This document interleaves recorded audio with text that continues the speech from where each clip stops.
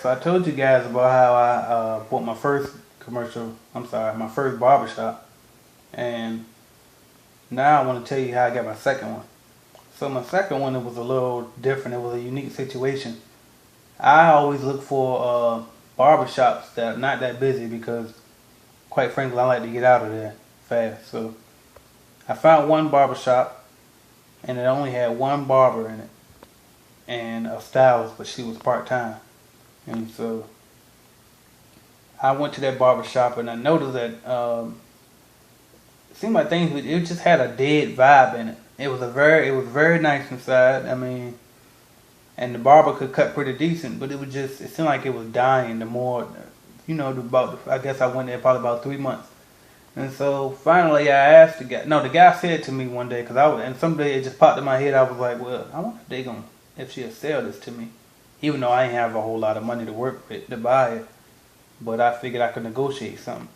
So ironically, around that same week when I was thinking of that, the barber said to me he'd take my number because I might not be here too much longer. We about to close down. I said, oh yeah? Give me the owner of the shop's number. Let me call her up. So I called her up, and she told me she was looking for somebody to sell it anyway. Oh, I'm sorry, to buy it anyway. And so, and of course she was renting. So what happened was, I worked out a deal with her to purchase her equipment from her and take over her lease. So what happened was, I didn't have a bunch of money at the time. Now, I knew that I probably wasn't going to get lucky enough to get the type of deal I got at my first barbershop because I didn't know these people I was working with. The landlord of that owned that actual building, and then the lady herself who owned the equipment and the barbershop.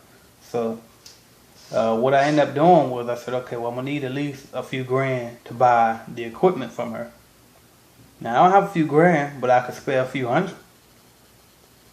But I just need to find, if I can find a partner, and that way, even if we go in a negative as far as barbers, because I told you, like I said, we only had one barber in there when we were renting out the booth. Okay, you rent the booth out $100 every week. 100 times 4 weeks in a month, roughly $400 a month. Okay. So if your rent was $600, there go the majority of your rent right there. So anyway, and so I'm thinking, okay, well, if I get a partner and split this thing in half, it'll be cheaper on me as far as buying more equipment or upgrading later on, and to grow the business and to invest in it. And also, if we in the negative, then we can split the rent and the lights and the waters every month. So what I did in order to find a partner, because I'm not a big fan of throwing something on Craigslist and I'm looking for a partner or an investor, which I should probably start being open to do. But I like to try to get somebody that I know. So what I did in order to find somebody was I just started talking. Everywhere I go, I was just going to go hang with the fellas one day, or if I was at my job or wherever, I would just mention that I found this good opportunity. I just wish that I had somebody that was interested in investing with me. And so one day I was just hanging with my partners, and one of my guys heard me talking about it. He said, well, I'll tell you what. Whenever you want to go by to see it, I'll go with you because I'm ready to go in. I've been looking for something like that. And so we did go by and we looked at it, and he ended up wanting to do it with me. And so I called the lady up. I told her, I said, well, look, I got a partner.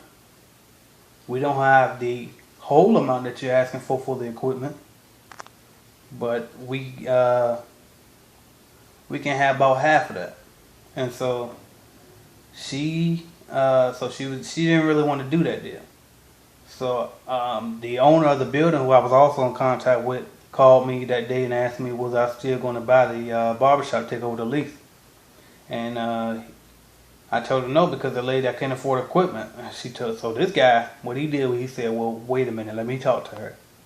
Because what happened was she was in the rear in her rent too. So this guy needed somebody to pay his rent so he could pay mortgage, same as the last one. She needed somebody to take over because she was indebted to him. So what he did was negotiate on my behalf this time. I did some negotiating. He came back and he kind of finished the deal. He called her up and he asked her to include. No, what he did, he told her to cut the price off in half. We just pay half half of what she was asking for, and he'll take away her debt that she owed him. And that's how we did it. So we did that. We went and we cut her a check. And then, of course, now we had to pay this guy a deposit and first month rent. So what did we do? Well, we can't give you a deposit and first month rent now. But I tell you what. How about we give you first month rent now, and then the second month we'll give you the deposit along with the second month rent, because that way we have some money generated. I have a barber that I'm bringing in. My other guy had a stylist that he was bringing in, and that way we'll have the extra money. So that's what we did, and it worked.